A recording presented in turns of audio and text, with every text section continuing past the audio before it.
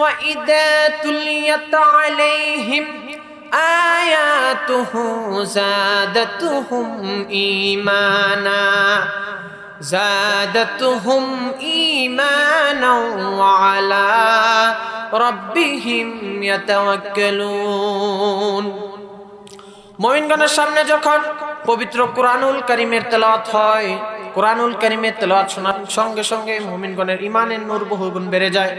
তাহলে কুরআনুল কারীমের তেলাওয়াত শোনার সঙ্গে সঙ্গে আমাদের ঈমানের বাড়তেছে, ঠিক কি না? আমাদের ঈমানের নূর বাড়তেছে। শুধু তাই না, রাসূলুল্লাহ সাল্লাল্লাহু আলাইহি ওয়াসাল্লাম বলেন, মান জাআলাল কুরআনা আমামাহু কাদাহু ইলাল জান্নাহ। যে ব্যক্তি আল্লাহর কোরআনকে ভালোবাসবে, জীবন চলার পথে আল্লাহর কোরআনকে সামনে রাখবে, আল্লাহর কোরআনের নেতৃত্ব মানবে, আল্লাহর কোরআন তাকে কাল হাসর ময়দানে টেনে টেনে আল্লাহর জান্নাতে নিয়ে যাবে। সুবহানাল্লাহ। তাহলে পবিত্র কুরআনুল কারীমের তেলাওয়াত শোনার সঙ্গে সঙ্গে আমাদের ঈমানের নূর বাড়তেছে এবং আল্লাহ তাআলার পবিত্র কুরআনুল কারীমের নেতৃত্ব মানলে, কোরআনকে জীবন চলার পথে সামনে রাখলে আল্লাহর কোরআন টেনে টেনে আমাদেরকে আল্লাহর জান্নাতে নিয়ে যাবে। বলেন সুবহানাল্লাহ। সম্মানিত সুধী, আমি এখন আর ভূমিকাতে কোনো কথা বলবো না, আমি এখনই সরাসরি মূল আলোচনায় প্রবেশ করব। যারা পারেন আমার সাথে পড়ুন, আউযু বিল্লাহি মিনাশ শাইতানির রাজীম, বিসমিল্লাহির রহমানির রহিম। سبحان الذي أسرى بعبده ليلا من المسجد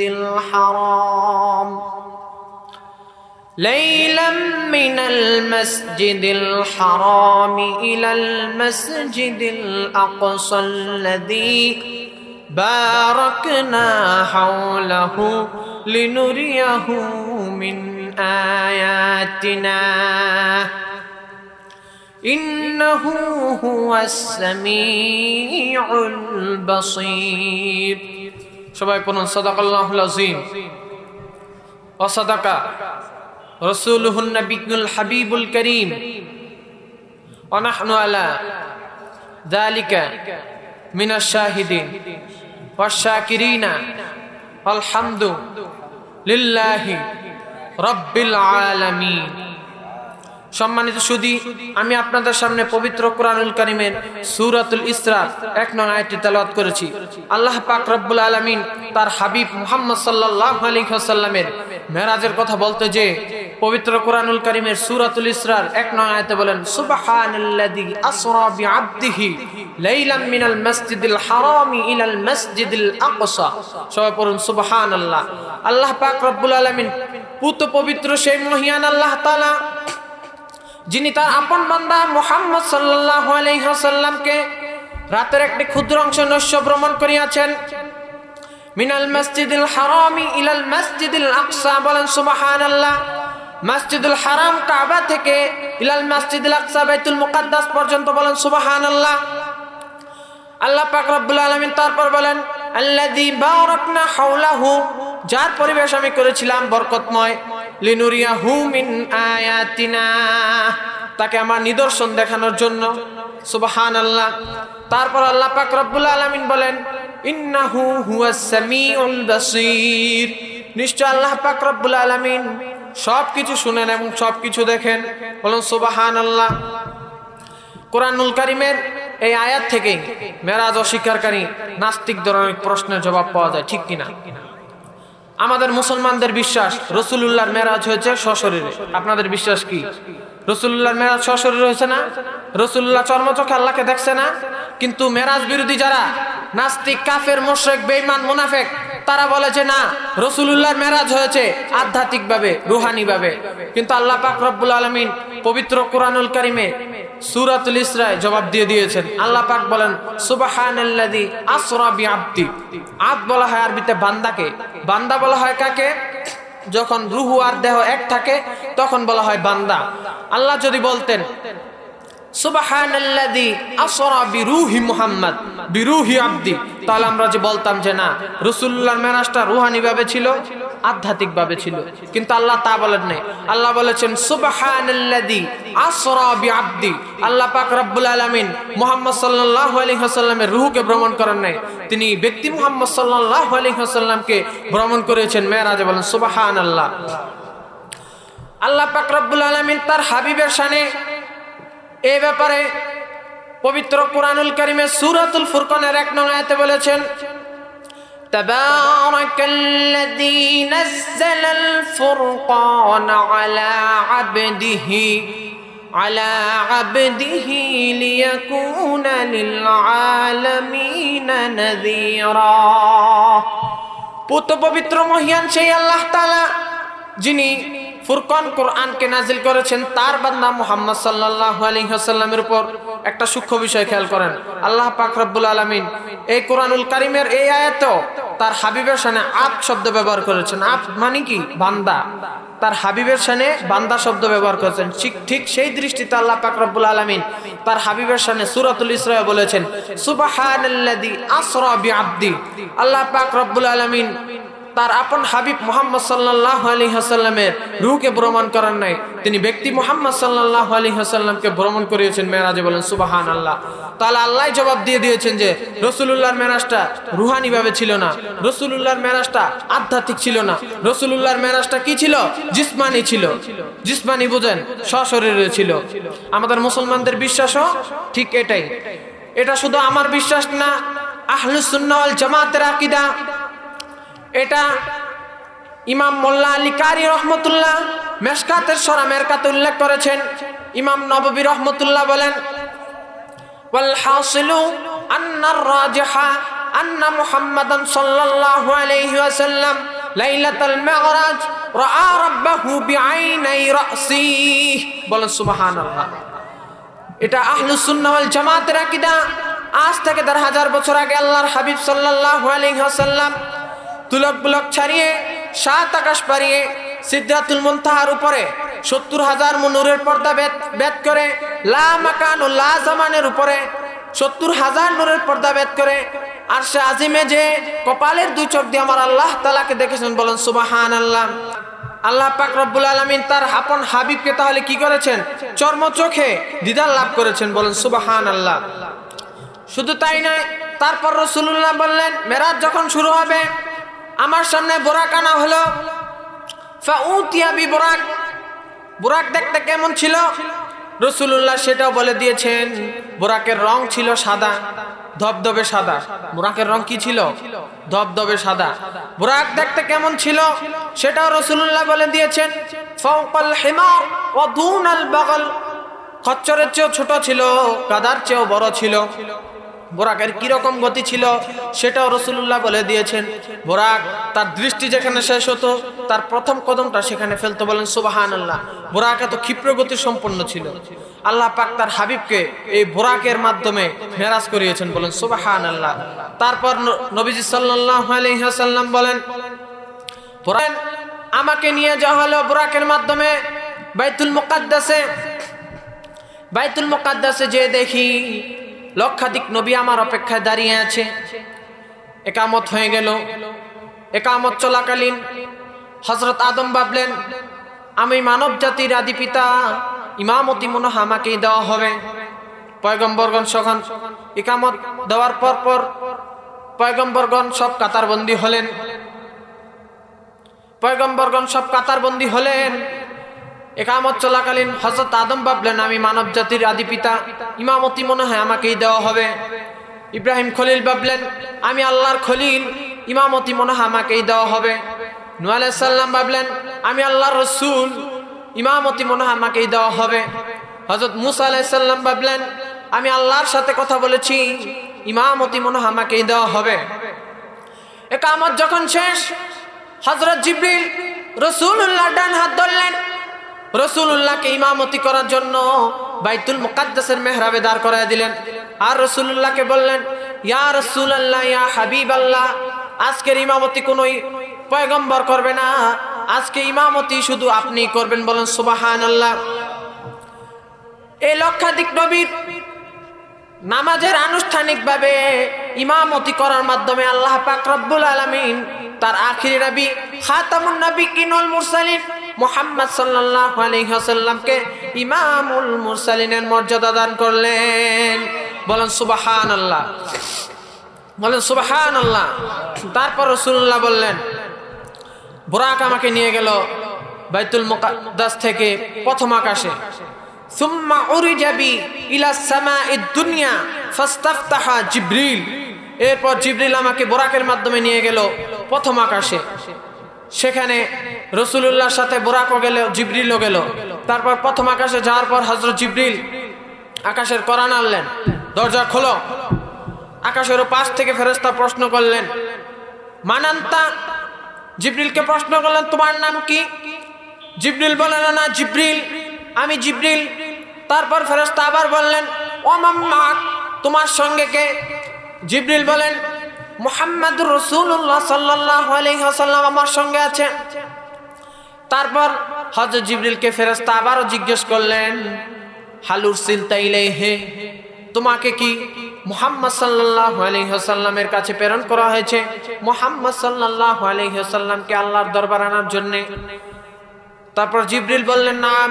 হুজুর বলেন, ফাফুতিহা লানাল বাব, আমাদের জন্য প্রথম আকাশের দরজা খুলে গেল। বলেন সুবহানাল্লাহ। তারপর রাসূলুল্লাহ প্রথম আকাশে যে দেখে হযরত আদম আলাইহিস সালাম কুরসিতে বসা, রাসূলুল্লাহকে দেখে দাঁড়িয়ে গেলেন। তারপর রাসূলুল্লাহ বললেন, হযরত আদম আলাইহিস সালামের সাথে আমার অনেক কথাবার্তা হলো সেখানে। তারপর রাসূলুল্লাহ বললেন, প্রথম আকাশ থেকে আমাকে নিয়ে যাওয়া হলো দ্বিতীয় আকাশে, ঊর্ধ্বগমন করানো হলো আমাকে দ্বিতীয় আকাশে। সুম্মা উরিজা বিনা ইলাস সামাইস সানিয়া, দ্বিতীয় আকাশে রাসূলুল্লাহ আবার গেলেন দ্বিতীয় আকাশে। সেখানেও হযরত জিবরিল আকাশের কোরআন আনলেন দ্বিতীয় আকাশে। আবার আগের মতো প্রশ্ন করা হলো হযরত জিবরিলকে, মানান্তা ওয়া মাম্মাক হালুর সিলতা ইলাইহি। হযরত জিবরিল আবারও আগের মতো তিনটা প্রশ্নের উত্তর দিলেন। আবার রাসূলুল্লাহ বললেন, আমাদের জন্য দ্বিতীয় আকাশের দরজা খুলে গেল। দ্বিতীয় আকাশে রাসূলুল্লাহ সাল্লাল্লাহু আলাইহি ওয়াসাল্লাম দেখেন হযরত ইয়াহইয়া আলাইহিস সালাম এবং হযরত ঈসা আলাইহিস সালাম রাসূলুল্লাহর অপেক্ষায় দাঁড়িয়ে আছে। বলেন সুবহানাল্লাহ। রাসূলুল্লাহ বললেন, সেখানে তাদের সাথে আমার অনেক কথাবার্তা হলো। তারপর রাসূলুল্লাহ বললেন, আমাকে বুরাকের মাধ্যমে নিয়ে যাওয়া হলো তৃতীয় আকাশে, আমাকে তৃতীয় আকাশে ঊর্ধ্বগমন করানো হলো। তারপর রাসূলুল্লাহ বললেন, সুম্মা উরিজা বিনা ইলাস সামাইস সালাসা, আমাকে তৃতীয় আকাশে ঊর্ধ্বগমন করানো হলো। সেখানেও আগের মতোই প্রশ্ন করা হলো, মানান্তা, তোমার নাম কি? জিবরিল বললেন, না জিবরিল, আমার নাম জিবরিল। আবারও জিবরিলকে প্রশ্ন করা হলো, ওয়া মাম্মাক, তোমার সঙ্গে কে?